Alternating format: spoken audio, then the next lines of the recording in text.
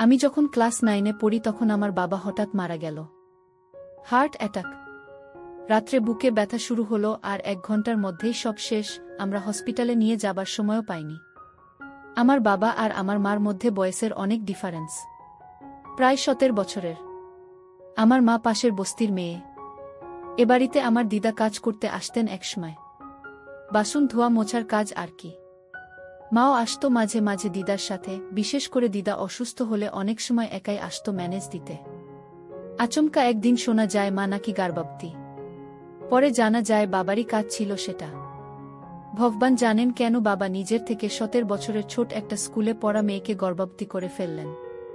তারপর অনেক ঝামেলার পর শেষ পর্যন্ত মায়ের একটা হিল্লে হলো। ঠাকুরদা ঠাকুমার অন্তে হলেও বাবার সাথে মেয়ের শেষ পর্যন্ত বিয়ে হলো। ঠাকুরদা আর ঠাকুমার অবশ্য এছাড়া আর কোনো উপায় ছিল না। বস্তির ছেলেরা বাড়ি ঘেরাও করেছিল। শেষে একটি পলিটিক্যাল পার্টির লোকাল লিডাররা এসে ঠাকুরদাকে সব মিটমাট করে নেবার পরামর্শ দিলেন। থানা পুলিশ এড়াতে সকলের চাপে ঠাকুরদাকে রাজি হতে হলো। মা বউ হয়ে মনিব বাড়িতে পদার্পণ করল। বাবা যে কেন ঠিক সময়ে বিয়ে করেনি জানি না, বেশি বয়সেই লোকে এসব কেলেঙ্কারি করে ফেলে। এই জন্যই তখনকার দিনের লোকেরা বলতেন সময় থাকতে থাকতে বিয়ে দিয়ে দাও, না হলে কোথায় কি ফুল খিলিয়ে আসবে তখন বুঝবে। ওই জন্য বিয়ের বয়স হলেই বাড়ির বড়রা বিয়ের জন্য চাপ দিতে শুরু করে। তবে সে যাই হোক, বাবা কাজটা খুব একটা ভালো করেনি বলেই আমার বিশ্বাস। ক্লাস 8-এ পড়া মেয়ে বিয়ে করা একদম উচিত ছিল না বাবার। আর আমার মাও কি রকম যেন বোকা বোকা সাদা সিধে ধরনের। বাবা মাকে একটু মিষ্টি মিষ্টি কথা বলে ভুলালো আর মা অমনি ভুলে গিয়ে নিজের বাবার বয়সী লোকের সাথে রাজি হয়ে গেল। ছোট থেকেই দেখেছি আমার মা কি রকম যেন একটু ন্যাকা ন্যাকা কথা বলে, একটুতেই খিলখিলিয়ে হাসে। কে বলবে 2 বাচ্চার মা, এখনো যেন স্কুলেই পড়ে। বস্তির মেয়েদের মতো খালি পরনিন্দা আর পরচর্চা। আমি তো বিয়ের আগেই মায়ের পেটে এসে গেছিলাম। যাই হোক, আমার জন্মের আগেই যে মা আর বাবার বিয়ে হয়ে গেছিল এটাই রক্ষে। বাবা মারা যাবার পর দেখতে দেখতে 2 বছর কাটল। আমি তখন ক্লাস 11-এ আর আমার বোনটা তখনও মায়ের কোলে। মার বয়স তখন 33 কি 34 হবে। বয়স বেশি না হলেও তখন থেকেই কম বয়সে বিয়ে হয়ে যাবার কারণে মাকে একটু গিন্নি বান্নি বলে মনে হয়। আমি কলকাতার একটা ইংরেজি মিডিয়াম স্কুল হোস্টেলে থেকে পড়াশোনা করতাম।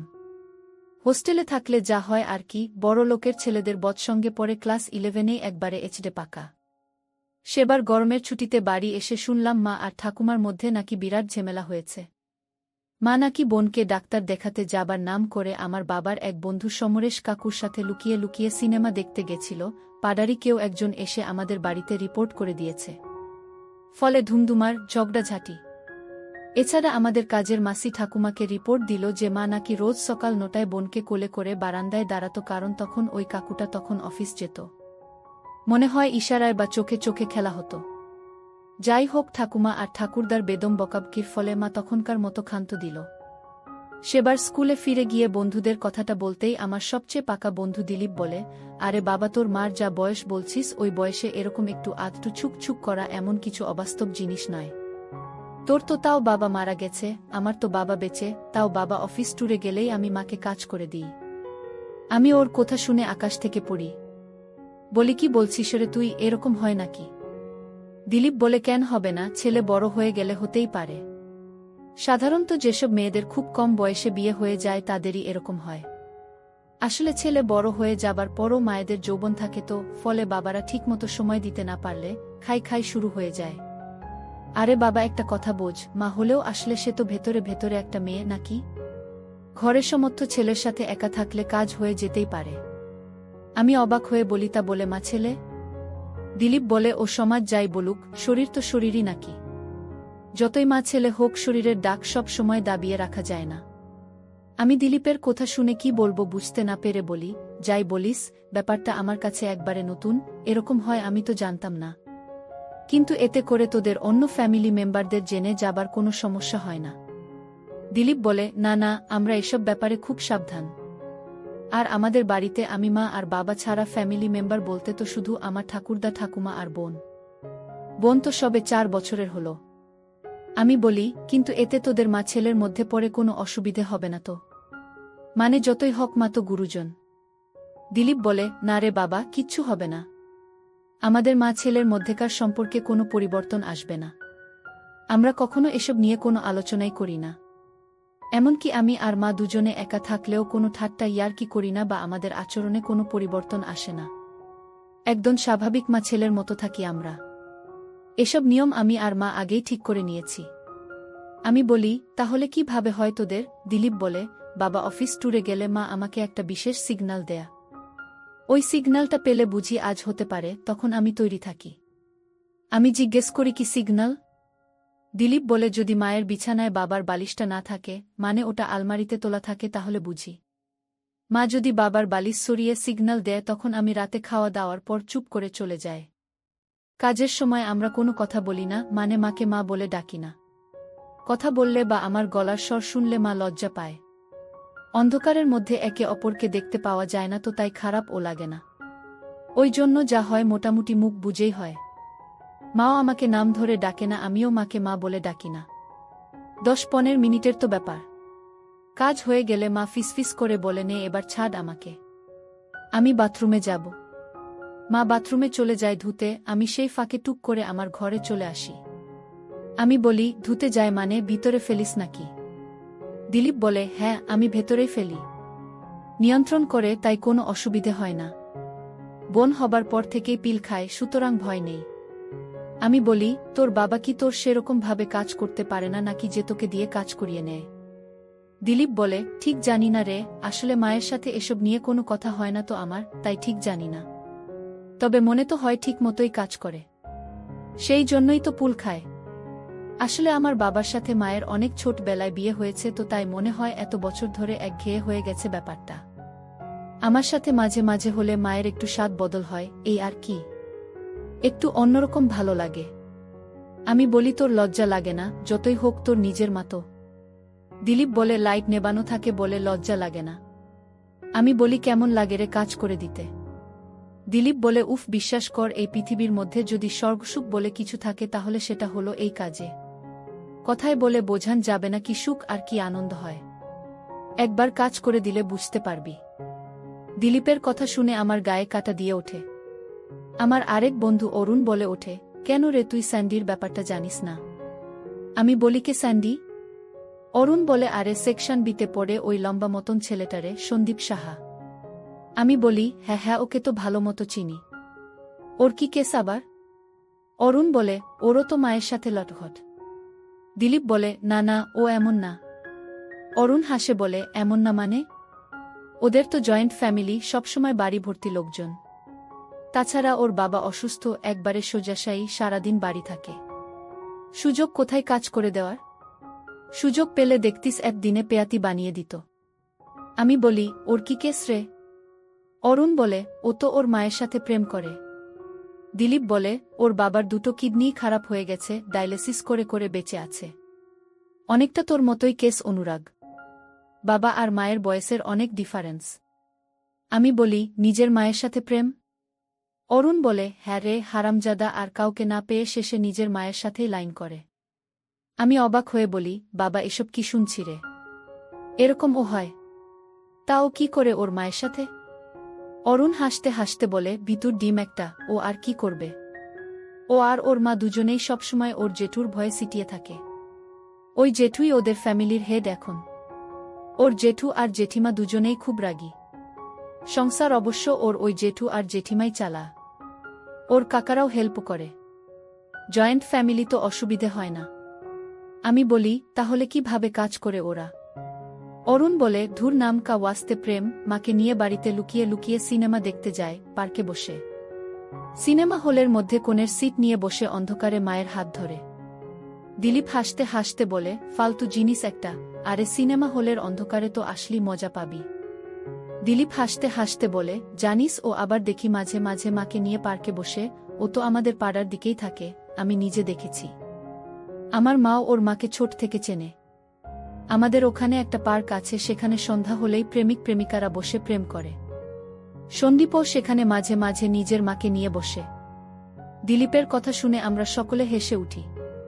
অবশ্য দোষী বা কি, একদম ছোট বয়সে ওর দাদু ওর মাকে ধরে বিয়ে দিয়ে দিয়েছিল ওর বাবার সাথে।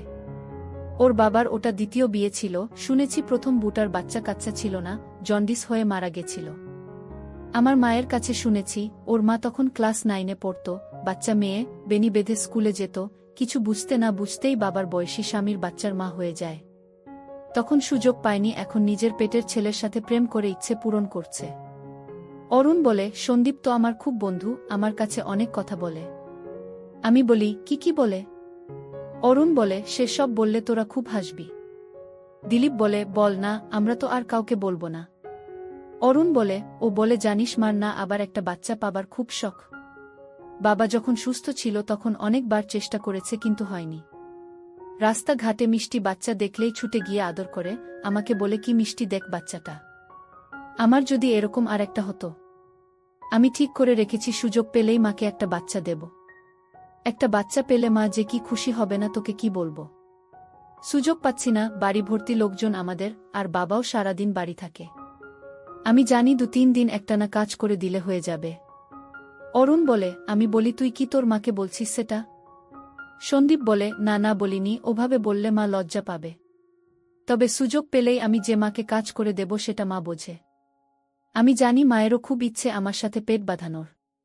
অরুণ বলে, আমি সেই শুনে ওকে বললাম, তা তোর মার পেট হয়ে গেলে কি বলবি তোরা, মানে বাচ্চার বাবাকে সকলেই তো জানতে চাইবে। সন্দীপ বলে, ও আমরা বাবার নামে চালিয়ে দেব। আমরা সকলেই অরুণের কথা শুনে হেসে উঠি। অরুণ বলে, ওর বাবা নাকি ওর মাকে বলেছে, আমি মরে গেলে তোমার যদি কাউকে বিয়ে করতে ইচ্ছে হয় তাহলে বিয়ে করে নিও। তোমার বয়স কম, সারা জীবন থাকবে কি করে কাউকে ছাড়া। সন্দীপ বলে, মা যদি বাবাকে বুঝিয়ে বলে বাবা ঠিক দায় নিয়ে নেবে, তবে আমি যে আসলে বাচ্চার বাবা সেটা মা বলবে না, অন্য কাউর নাম দেবে। অরুণ বলে, আমি বলি এসব তোর মনের কল্পনা নয় তোরে সন্দীপ। তোর মা সত্যি তোর সাথে প্রেম করে না, তোর বাবা অসুস্থ বলে তোর সাথে এদিক ওদিক যায় শুধু। সন্দীপ বলে, না রে সত্যি। আমি তো একদিন মাকে বলেই ফেললাম, মা আমার মোবাইলে একটা নীল ভিডিও আছে দেখবে। মা আমাকে বকা দিল, বলে এখুনি ওসব ডিলিট করে দে, ওসব একদম দেখবি না। আমি তখন আমতা আমতা করে বলি, আসলে আমার একটা বন্ধু বলল আমার কাছে আজ হোয়াটসঅ্যাপে এসেছে, দেখবি, পাঠাবো। আমি ভাবলাম নিয়ে দেখি ভিডিওটা, কিভাবে ওসব হয় তা তো জানি না। মা বলে, না না ওসব একদম দেখবি না, ওসব অবাস্তব জিনিস দেখলে স্বভাব খারাপ হয়ে যায়। আমার তো গা ঘিন ঘিন করে ওসব দেখলে। একটু ভালোবাসা নেই ওসবের মধ্যে, খালি রামো। ভালোবাসা না থাকলে কাজের সব মজাই মাটি। দ্বারা আমরা একদিন একসাথে থাকার সুযোগ পাই। আমি আর তুই খুব ভালোবাসাবাসী হবে, তখন দেখবি ঠাকুর ডুবানো কত সুন্দর। সন্দীপ বলে, তখন আমি বললাম, কিন্তু মা আমি তো জানি না কিভাবে কি হয়। মা বলে, ধুর বোকা, ওসব জানতে লাগে না, দেখবি আস্তে আস্তে স্বাভাবিকভাবেই হয়ে যাবে ওটা। ওর জন্য ওসব ভিডিও দেখার দরকার নেই। সন্দীপ বলে, আমি তখন বলি, মা কবে হবে তাহলে? বাড়ি তো ফাঁকা পাওয়াই যায় না। মা বলে, হবে, সুযোগ আসবে, ধৈর্য ধর। আরে বাবা, আমিও তো ভেতর ভেতর অনেক দিন ধরে ছটফট করছি। এরপর দিলীপ বলে, আচ্ছা অরুণ, তুই আমাদের সিনিয়র ব্যাচের ক্লাস 12 সেকশন সির প্রতাপের কথা জানিস? অরুণ বলে, হ্যাঁ জানবো না আবার, ও তো পড়াশুনো ছেড়ে দিয়েছে। দিলীপ বলে, ছেড়ে তো দেবেই, ওর কি আর স্কুলে আসার মুখ আছে?